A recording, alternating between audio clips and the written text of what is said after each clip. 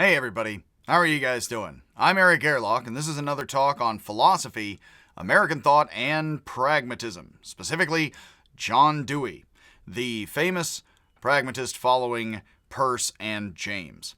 So John Dewey lived from 1859 to 1952. 52. It's a shame, actually, Dewey did not get to see the 60s, but then again, that would put him in his early 90s, wouldn't it? His life already.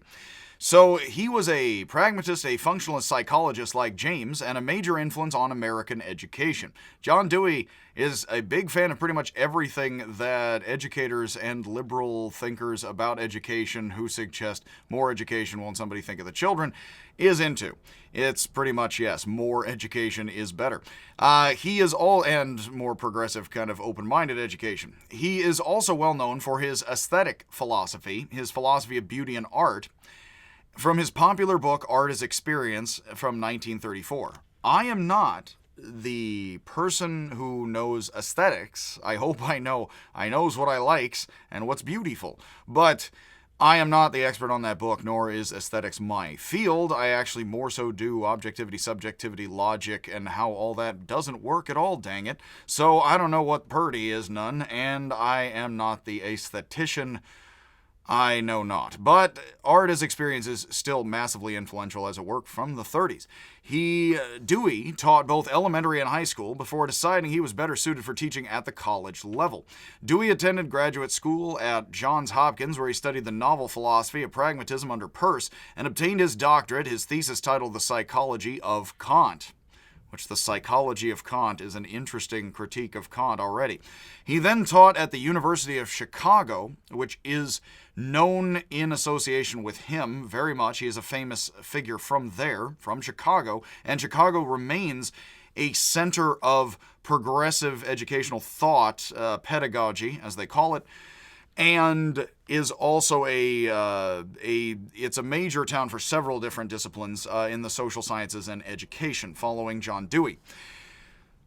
And he taught there focusing on pragmatism and the development of education, which, again, there's a lot of stuff that comes out of University of Chicago and other schools, I believe, nearby. He later left to teach at Columbia, which is also a university known for its progressivism, like Berkeley in this town. And he was at one time president of both the American Philosophical Association and the American Psychological Association. Both would be known as the APA, the twos of them. In his book, Democracy and Education, Dewey argues an intelligent and good society provides education and supports diversity and plurality in ideas and opinions. A prosperous democracy requires that public opinion be informed and authorities held accountable. I will just leave that right there. Confucius says politicians today, these puny creatures, aren't worth mentioning, which, of course, I think everybody has opinions about. Too much. Dewey practically and pragmatically invented everything the progressive educators obsess decently about. Dewey was a democratic socialist, angering some of his Marxist colleagues in his disagreements with the philosophy of Marx and the practices of Stalin. Dewey remained a decently one could say a hard socialist his whole life, a democratic socialist, and was quite firmly fixed in that, but he did see that as not hardlining with Marxism and Stalin specifically. He even formed the Dewey Commission and went to Mexico in 1937, as any Trotskyite of this town or others should know, to clear Trotsky of Stalin's charges of treason, finding Trotsky innocent. The Dewey lectured and traveled in China, excited about the changes taking place in the country, though he argued that the change should come through gradual reform driven by progressive education, not violent revolution. It is, of course, and without getting political or opinionated about it, that there are various schools of Marxism, and some of those that were involved in Russia and others do believe that a gradual, slow pace is not what you need. You do need the conflict and the tearing off of the Band-Aid, let's just call it. So he was back and forth with folks about that.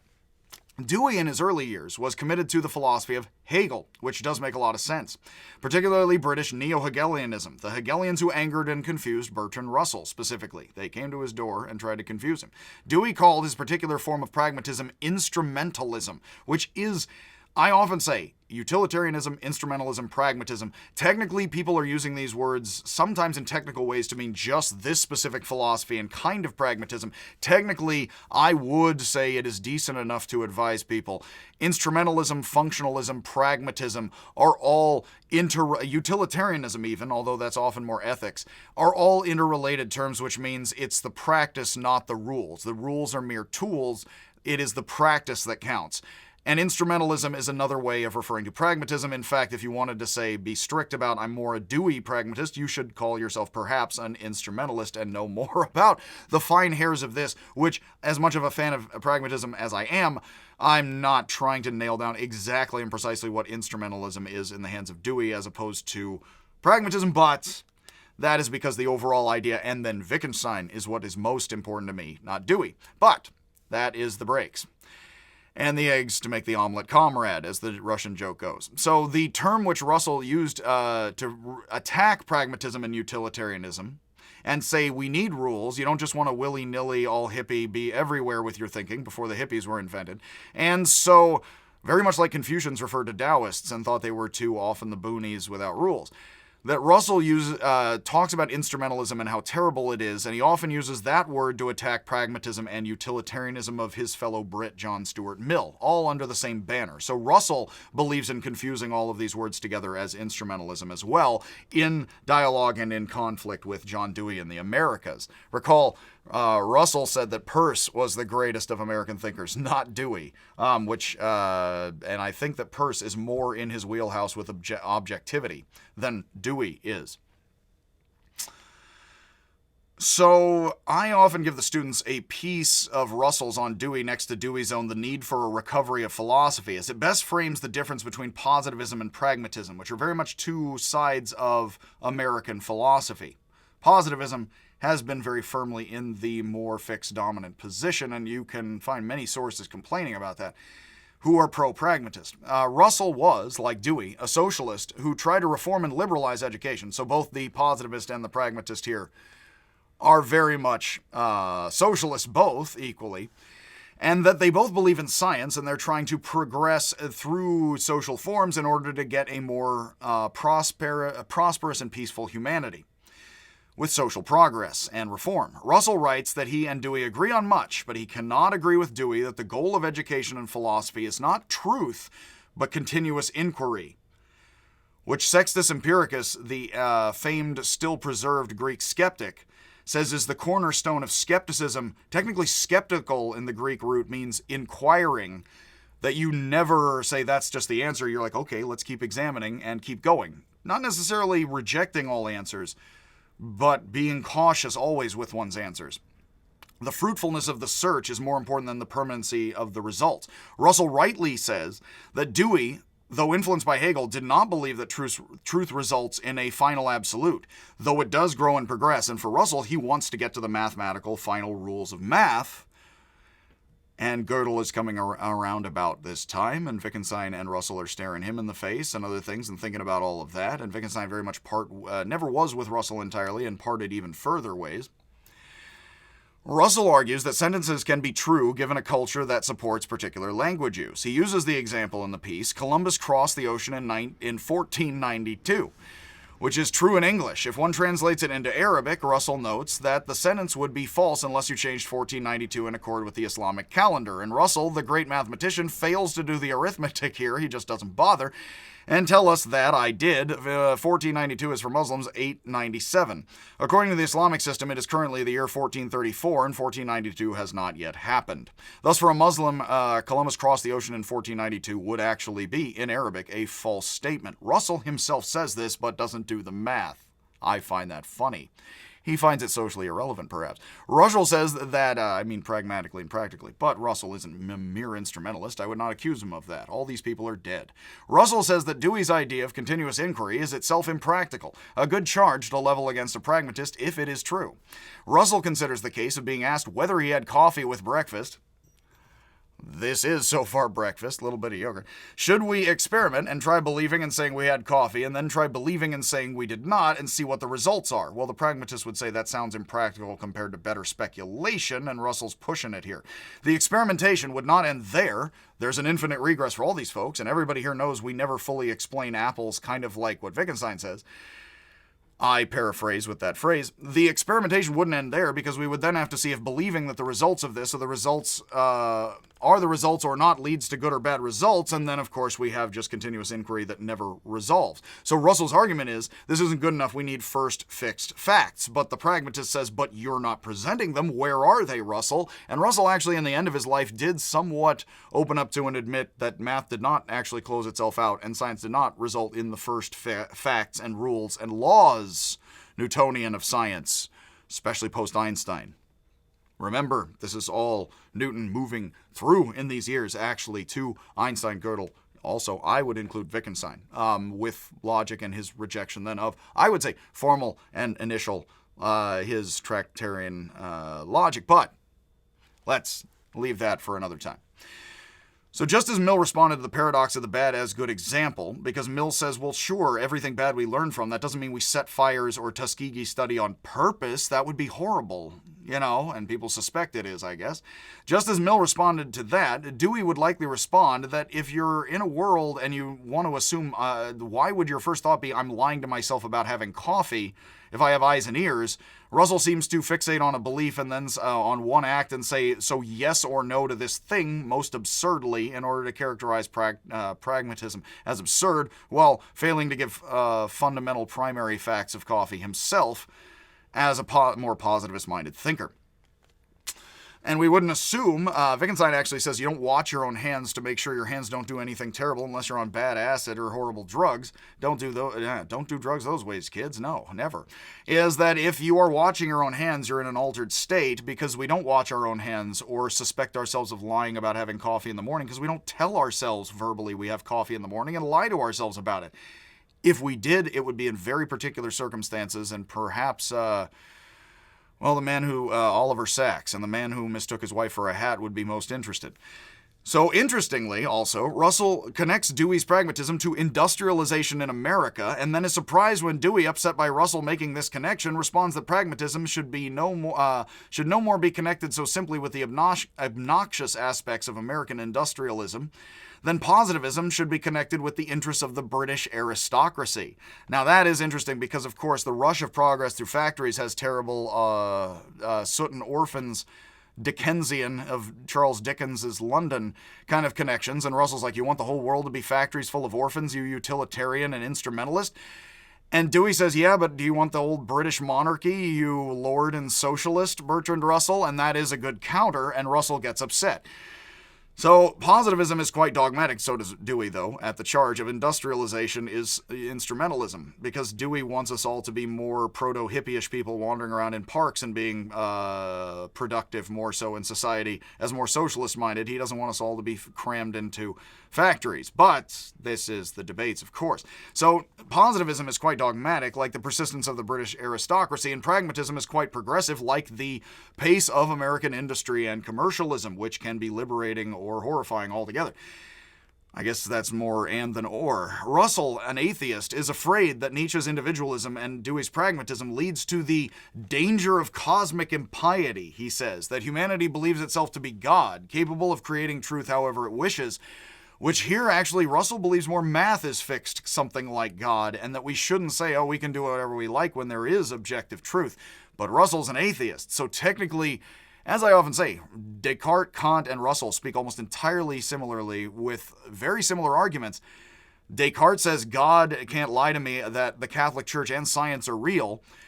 Kant says, well, I don't know about religion so much, but math is real. And then Russell says, no, there is real science and politics. Religion, that's all delusion, very much. But all of them give very similar arguments. Unless we start with absolute fixed firsts, you have skepticism off the infinite regress and down Heidegger's horizon. And the pragmatist and Wittgenstein would say yes, and that is why we are not first fact folk. We are practice-based, because which first facts do you explain to the child rather than have them follow along wordlessly first and foremost in practices they imitate? So Russell's an atheist, but he thinks humanity thinks it's God if it's instrumentalist enough, oddly. And that is an odd theology. In Dewey's piece that I often give the students, written as World War I is happening, he argues against both realism and idealism. Sometimes truth must be radically changed, he argues, so it should not be considered objectively real nor metaphysically ideal. Dewey argues, as bombs fall in Europe, that it is time for a radical change for philosophy and its fundamental idea of objective, complete, and ideal truth. Unless it does this, it will continue to be further alienated from modern times and the general public. Now, I actually have to say, I believe Dewey is correct about this. Philosophy and science, and I could say the humanities, unless people speak in more common, down-to-earth ways. I am trying to do this with my YouTube videos most consciously. In the flow with William James, perhaps. That most cosmic, man. If you do not make science and the humanities and philosophy practical and down to earth in simple speak for people, they will find it metaphysical and alienating, and they won't trust it plenty. I have to say, in this age of anti-vaxxing, people are still trying to publish science in fancy words rather than make it immediately understandable to the public in order to make it authoritative, and all of that is a very big set of social problems that I don't have simple solutions for, and I have family and friends in the sciences, and I respect their decisions and careers very, very much for their service to humanity and purpose and progress and all of that. So, unfortunately, there are very serious social problems with the sciences integrated into people's public lives, and John Dewey knows of folks who are having problems with the modern sciences in his day in the 40s and 50s, 30s, 40s, and 50s. And, well, yes, all of that has not simply gone away. Dewey argues we should learn from the great philosophers and then move beyond them. Nietzsche did say a race as an anti-racist, and you could say that even though Nietzsche didn't call himself that, he did say he was an anti-Semite against the anti-Jewish people of his time rising, and he said a race is to get to 6 or 7 great men and then to get beyond them, which he said to counter racists. It's like, no, white people are for a couple, a handful, and then, like, let's get beyond all those fools. So, and, move over Beethoven. So, we should learn from great philosophers, move beyond them. We are shaped by our environment, but we can shape our environment, which we do even if we try to close ourselves off from the world in a clam-like fashion. I often refer to this as Deweys Clam, most unfortunately. That you basically, closing yourself off to the world is interacting with the world. It's just a really terrible way of interacting with the world, and sometimes you need your peace of mind and just to hole yourself off from the world in the pandemic with cats, I insist. But closing yourself up to others is interacting with others. It's just one of the worst ways of doing it most often. Again, no metaphysical rules here. This, too, affects truth and meaning. Much as the Buddha, Schopenhauer, and Nietzsche taught, existence is suffering, desiring things in the world and suffering as a result, affecting the world and being affected, and this is the price we pay for development and progress. But they actually have different opinions about all that, of course, within it. We should dwell in the openness of the future, Dewey argues, rather than in the closure of the past. Using hope to counter anxiety. That would be hope. Barack Obama picture. That basically would be hope rather than closure, would certainly be left-wing talk. In the past, people held faith in the truth of religion, and in the present, people hold faith in the truth of science. But, Dewey argues, the simple and independent truths, the given and finished facts in which we had and have faith, are not to be found in experience. This is basically him recalling James, that his mentor is that perfectly objective truth is nowhere to be found. Because we have human subjective functional truth, we don't just have random dreams of nothing. Dewey argued elsewhere that many fall for what he called the Philosophers Fallacy, thinking that the labels we apply to things are exclusive categories. Now, this is a very good thing for Wittgenstein. When we refer to certain things, there's something in talking that could be applied exclusively or inclusively in how we talk about things, and we tend to fall for things being exclusive a little bit more than look at things as inclusively, and that these are continuous problems. Dewey used the example of body and mind. This is a good example, and it's one that fits with a lot of German and French thought. That body and mind, you can refer to the body, you can refer to the mind. Now try to point to your body without your mind, or point to your mind without your body, and you will have interesting problems anywhere with that, or with Descartes trying to imagine yourself floating as a perfect point in space as mind without anything spatial or temporal. The problem is that if we experience space and time with a body, then how do you get a dot in space at all, or anything as opposed to what? we can point to body, we can point more so to mind, but if body is mind, is body is reality, subjective is objective altogether, then we're not dualistically separating from body and mind. When we say, well, something more mental or something more physical, it's all mental, physical, and we're just pointing this-ish or that-ish. Yes? As the Indian folks in the Upanishads say, Tat Tvamasi, that is you. That is the same, which that versus this is a word that implies farther separate. Although this or that are interchangeable that way, interesting enough, and can be interchangeable and overlap. Wittgenstein argues very similarly in his philosophical investigations, writing that names are like physical labels and that many confuse this for metaphysical categories. So this again fits very well with what I like. Dewey argued that in particular situations our beliefs are unsettled, and then we attempt to reconcile our beliefs with what contradicts them to resolve our beliefs and return to a settled state. This is very similar to Hegel's conception of dialectic and the history of thought. Also like Hegel, as well as Kant, Dewey saw history unfolding in 3 stages, and he was lucky enough to be in the 3rd and final stage. I actually am suspicious of all of these kind of schemes. The first stage is self-action, in which things are thought to possess their own powers in themselves, independent of other things, the pre-scientific period. I don't actually believe this period existed. I think that Amazonians are mentally logical, rational human beings, and I don't think the social sciences have suggested otherwise, but I like being hard-lining about that egalitarianism and equating, and others not so much. The second stage is interaction, in which things are thought to possess their powers in terms of a complete and closed system, the period of the European Enlightenment and the work of Newton. Because Newton versus later thinkers would say it is all a locked-up perfect set of laws and system.